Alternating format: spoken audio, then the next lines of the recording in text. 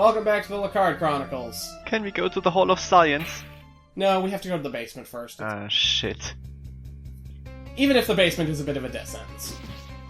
Well, that's... Speaking of death sentence, fake floor. Ah. Well, it looked kind of boring otherwise. I have to admit, that would be hilarious as a joke. Just... the basement's just been walled off, you can't go there. Nope. Yeah, your goon brother is posting from here. You don't have to take him out, he's just not interested in the outside world. I'm not sure I would want to see what, like, a cyber Castlevania would look like. That would be the weirdest thing, to have Dracula running an internet cafe. Well, we already have cross lasers and teleport rays from the last stage. So it's not too far off, right? And Dracula's always had technology on his side. You've seen some of the stuff he's brought up in some of the other games. Raises the dead, makes fire waters and things like that. I think they usually call that kind of technology magic. Well, I mean, he's always had the clock tower. It's good enough. And here's the final power-up. Float. Ah. That looks rather situationally useful, though. Yeah, it also drains our special energy. Not that fast, though.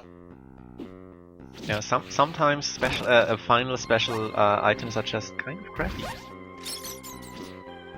It has its uses, to be sure. It's just it could be better. It feels like these uses have to be specifically designed, whereas a double jump is always useful, you know. Well, I mean, it's like it's useful for dodging some boss attacks because you can just hang in the air, and then it's like, nope, I'm not going on the floor. You set it on fire. I'm not going back there. Yeah, at least you don't have to like equip it or anything. I mean, sometimes you have this power-up which is like, hey, you got a cool shield. Now if you want to use a shield, you just go into the inventory and select a shield. And I was like, I don't need a shield right now. I almost never need a shield. Why would I ever do this now? But this, well, it's just the press of a button. Yep, here this place is filled with lots and lots and lots of things to spike you. Plus there's a pit in like 90% of the level, so... It looks a little visually confusing as to what is actually going to hurt you in a second and what is a platform, for example. Didn't really see that one. Yeah, that's true. And what can shoot through walls and what not. It's better in these old kind of games to just assume everything will shoot through walls except you. Though the eyeballs don't, fortunately enough.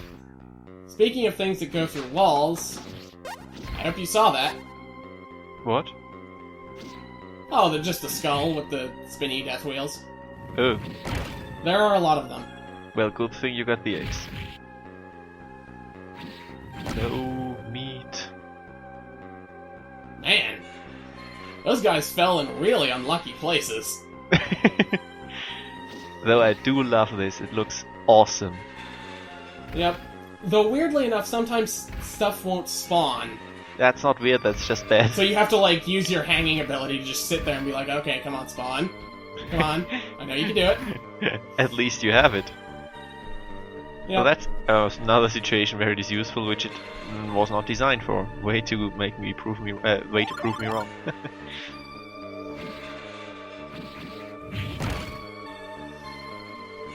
Okay. These spawn infinitely, the skulls? They spawn weirdly. They'll, like, pop up sometimes. They'll, like, spawn 3 and they'll follow you. Ooh. Dangerous. But they won't spawn more of them, they'll just, like, track you throughout the level. Of course this was going to start moving. Yep. Yeah, that was Apparently people died in a lot of places here somehow. I'm going to make it half a centimeter further than the other guy. Yes. I like how they seem to die in every single place. Does it actually destroy the walls, if I saw that correctly? Yeah, it does. So some idiot has to always rebuild everything here. Yeah, it's the creature of chaos. Well, actually, no, it's not. This is just another person's house. Though, again, nice attention to detail, how it destroys the stones and everything. It's all very well done. Yep. This part is... Yeah, of course. I saw that one coming. Good visual design. Especially compared with all of the other stuff happening here, so of course there were going to be traps in this room. Yeah, I think this room is fine. It's just if you switched to something that wasn't red skeletons, or if they stayed down for longer. Because here, a lot of the time, it feels like I have to get it and take a hit, or... Or you use the Jesus beam. Yep. Also, that room you'll get sandwiched if you do not destroy the item. And see, after the torture chambers, you put the prison. Of course. And I dashed far enough to get the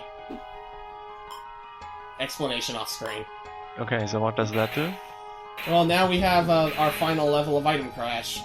Most of those are just, like, different effects, like healing, or invincibility, or... Have you used one of these before? No. Because I couldn't use them until now, and they're all really expensive. Okay. It's usually the case in Castlevania games. The item crashes usually look pretty impressive and all that, but it's just too expensive to really use against the hordes and hordes of enemies. Like, yeah, I killed that one skeleton. Like, level 1s and 2s aren't so bad. Maybe. In Order of Ecclesia, for example, I never can find out a good way to use them. Like, it's rune combinations or whatever, not item crashes, but still. It's the same idea. Yeah. Especially because it costs hearts and rarely get hearts. Hmm. Strange for a Castlevania game, but yeah, more than. Surprisingly, the Holy Water actually has some of the easiest to use item crashes because they're all really inexpensive. And it also is the one that has the healing ability. Nice. And the funeral procession pops up here, which is just dudes that like hold a coffin that shoots dead things at you. I love that the coffin itself was the most dangerous thing. Yep. And then the lady in the coffin pops up and the neck opens and starts spitting blood everywhere. Very dangerous. Gruesome. I love it.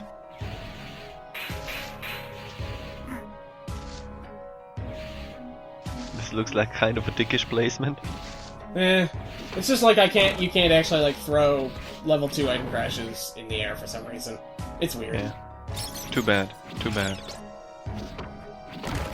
But we're going to want to hold on to our diamond here. It's really important that you do. Okay. Because otherwise the boss is kind of a dick. Also you can do this, which looked pretty impressive. Yeah, it's a super giant diamond. Which almost rhymes. Is that the official name? Did you read this on the Lecarde wiki? No, it has a name. I just don't remember what it is. It's like Bright Diamond or something. Yeah, but Super Giant Diamond is cool. Yeah. I'm going to call my rock. Speaking of cool band. things, you saw all those skeletons there? Yes. Well, of course we gotta fight Shaft now, right? Who? We have to fight the Necromancer. Ah, I'm not sure I got the other reference. Shaft was the bad guy in Symphony of the Night. Ah. The dude that flew around in the orb. Should play that sometime. Very evil. Of course, of course. But here's a Leopold von Wilhelm. So, this fight looks rather simple, actually. Oh, sorry, it's the Moon Jewel, not the Super Giant Diamond. Ah. Super Giant Diamond is the now canon name. I declare that. Surprisingly, though, when he comes up, he actually has this weird staggered firing pattern. Sometimes he will shine and shoot at you, other times he won't. By the way, when I said we were fighting Leopold, I was lying. We're actually fighting Legion. Nah. He's also the reason why you want to keep this diamond. Yes. Because he has the Legion lasers. The Legion lasers are very difficult to dodge while he is still around. Mm-hmm. Most of his bits are. This house is actually one I want to like, but I can't because of how it is designed. I mean, it's a Legion fight, but since it, like, wanders around everywhere, it's really difficult to dodge the lasers. because if you have to climb up above him... Oh, and you don't get invincibility? Oh, this is a super giant diamond I can't get behind. Yep. Unfortunately, I was too close to make it really work for me. Though I can see how the flying in mid-air ability now works against the lasers sometimes. Yeah, the only difficulty I have with it is that because Legion is so huge and wanders around a lot, there's no real way to dodge some of the lasers if you have to, like, climb up above him. And since the lasers go either clockwise or counterclockwise, it's kind of a guess as to where you have to be. That's a very good idea to get rid of him ASAP. Yeah. And if you die at this fight, you only get, like, a knife, which sucks. Mm-hmm. Definitely. I do like, though, that when we kill him, he just kind of shrugs. Why was the basement once a holy place? Well... I hallow thee, basement. Be blessed for eternity. Yeah, man, they probably had the church come in. Maybe stick a painting of the Virgin Mary in there. Like, church, we need you to bless everything. Surely not the basement, especially the basement. Also the guest's bathroom. We actually go to the guest quarters. So we're back here to get something? Something you have to hover for? Yep. Ah, Security system. I remember now. The teleport laser.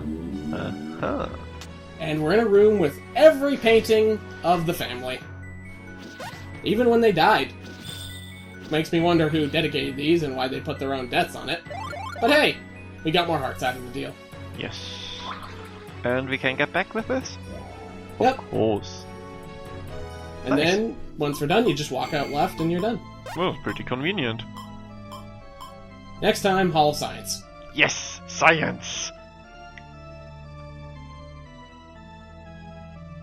Finally.